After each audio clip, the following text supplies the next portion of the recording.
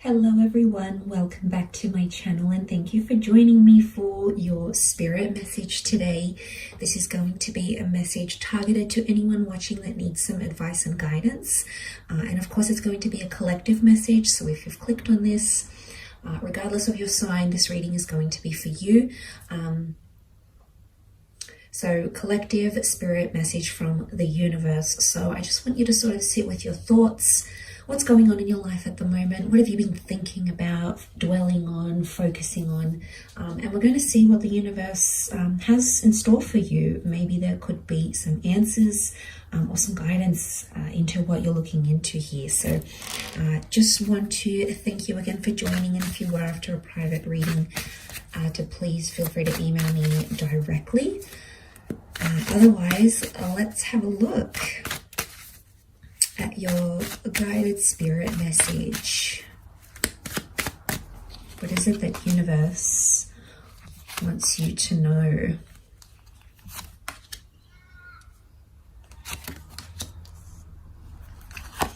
Okay, let's kick it off with the Seven of Swords. Seven of Swords is a betrayal. It's doing things that are taboo or doing things that are wrong or perceived as wrong, taboo, frowned upon, doing something that you're not entirely proud of. So for some of you, you might be thinking about doing this or have done this. Swords point to air signs, so Gemini, Libra, Aquarius. We've got the Seven of Swords looking towards a collaboration or a partnership or relationship of some kind. So some of you might be doing something that goes against your values in terms of a friendship, partnership, or a romantic relationship. And I think it's starting to weigh heavy on you because you're noticing, I might not be doing the right thing by this person or by this contract or by this enterprise or partnership. So I think some of you may be in an energy where you're trying to get away with something here, but it just festers, and I think it's kind of growing and growing, and you're realizing something needs to change or I need to do something about it. It can also be done to you. There might have been a betrayal or a transgression towards you from your significant person, particularly maybe if you're dealing with a Leo partner or a Leo collaborator of some kind. And it's starting to weigh heavy, okay? Something has to change, something has to give. So I feel like some of you are definitely going through the motions, but I think there's a resolution that can come from this, and that may be a sign here. But look, the next card over is the partnership card. So I feel like there's a guided message about a collaboration or a partnership, an important meeting, conversation, or interview, or a relationship that's very much about to be the focus of your life, if it isn't already. It's a beautiful soulmate connection is what I'm seeing. So you're brought with a particular person for a reason. So this is fate, the universe, God bringing you to this person here, which is beautiful. So I think pay attention to the relationships, the people and networking profession, connections and professions that are being made, because I think they are all to guide you. Okay, they are supposed to bring you into your power. It's a Leo energy. So connections, partnerships require initiative or are going to take precedence in your life around this time frame. It could also be an engagement or a partnership of some kind as well. It could be marriage here. There may be proposals coming up, absolutely. The next card over is the Death card, okay? A card of endings or something needing to end. In particular, in this first row, in this top row, there is very much this focus on things that are hidden in the closet. It's a Scorpio energy. Scorpio energy is private, it's hidden, it's things that are sort of behind closed doors, it's things that are underground, it's things that are in the dark rather than in the light. So definitely something about some secrets, things in the closet, coming out of the closet. There's something that you've maybe been suppressing, even if it is on a subconscious level. So you might not even be aware of it, but the universe is trying to bring this to your conscience side, okay? It's wanting you to realize and work through this. But look, it can be an old way of life dying. It can be major changes for a lot of you, or transforming your image, your persona, who you are in the world, how you present yourself. It can be terminating a contract, a relationship, and a lifestyle of sorts. But with that death, it's a transition period. So some of you might feel like you're a little bit in limbo, but you will come out of this. It will pass. You're just probably through the midst of it all, but this won't last forever. Nothing does. This moment shall too pass, and you will be able to reinvent yourself or close off a chapter, but at the same time, reopen it in a very beautiful way. This notion of, you know, these powers of like death and you know, this ace here, it's really telling me that you have to trust whatever is coming to an end in your life, or whatever you feel like you have to end or walk away from. It might not be permanent, might not be forever, but it might just be the best thing you ever did. So it will be wise to remember that as you come into your life and what's going on.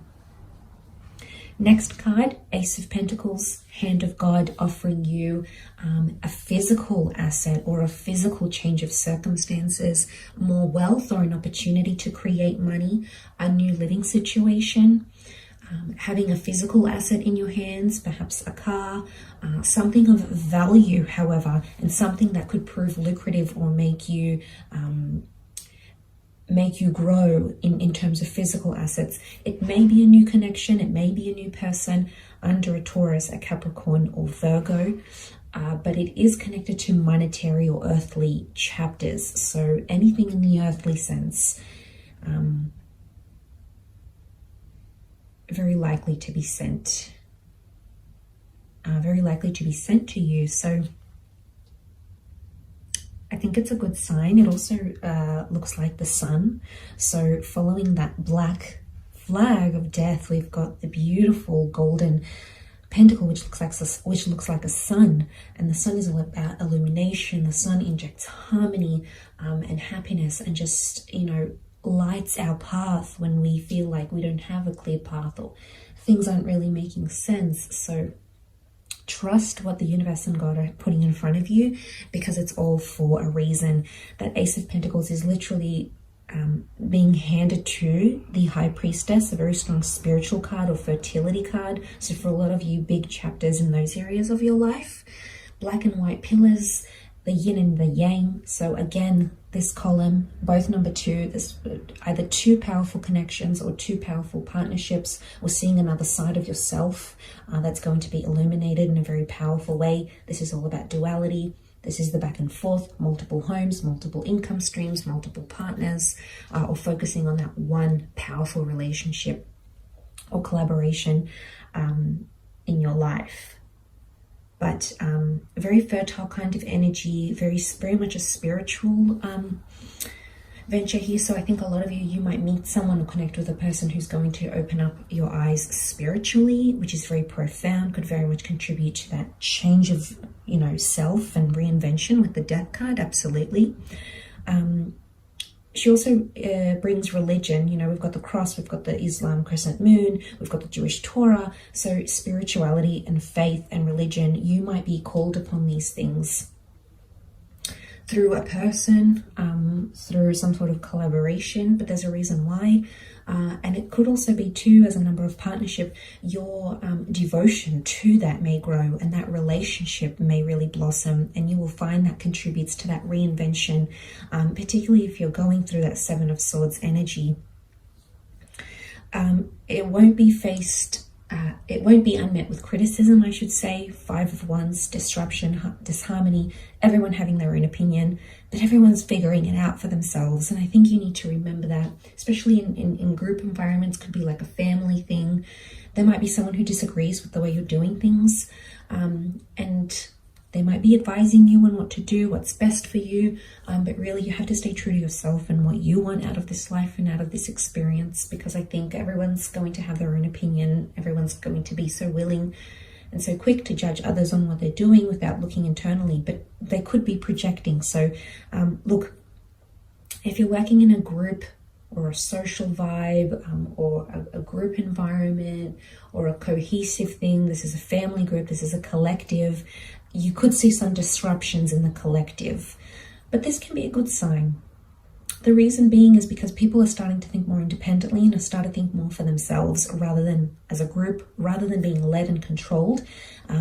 They're thinking more independently. So sometimes a healthy debate or discussion is necessary to see other sides you know, to have empathy, all of these sorts of things. So you might find that there's a bit of disruption here, or you might find you no longer gel with a social circle, a certain community, a certain family dynamic, a group or creative project.